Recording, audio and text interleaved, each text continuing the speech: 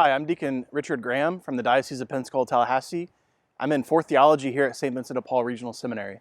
And I'm just going to share with you today a little bit of my own vocation story. I have a little different story than most other guys here at the seminary. I grew up Southern Baptist, and when I was in college, I became Catholic. And that's a whole different story that I'm more than willing to share with you sometime.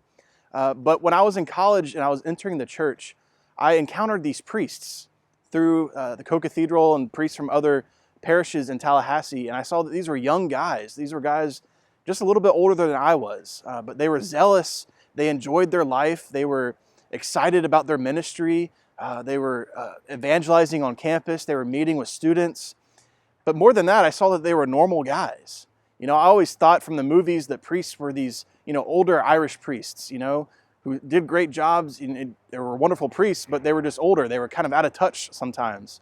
But that's not what I encountered when I was in college. And I thought maybe, just maybe, God might be calling me. I'm a normal guy. I'm a little rough around the edges. Maybe God is calling me to serve him as a priest. And I remember one day I was talking to my dad about this possible vocation in my own life to the priesthood.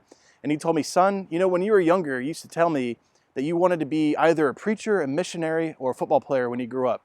And well, football's out of the picture. And I think that was a moment for me where I was able to look back and see how God had his hand in my life all throughout the time that I was growing up, and even now, where he was revealing to me what he wanted me to do in my life to serve him. And so at that time, I started meeting with a priest at the co-cathedral, Monsignor Tugwell, and he was sharing with me just some practices about discernment, discerning spirits and prayer, and how to listen to the voice of God. And so I would pray during the week, and then every couple of weeks I would come to him for spiritual direction, and he would help guide me to see how the Lord was revealing himself to me in the small ways of how he was whispering his plan to me in my life.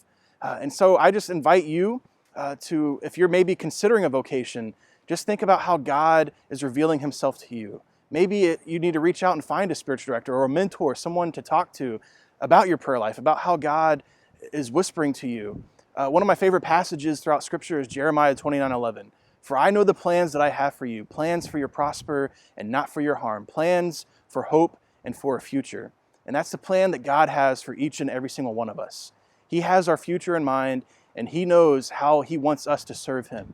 And so I just want to invite you to pray about this and to ask God to reveal his will to you in your life. May God bless you.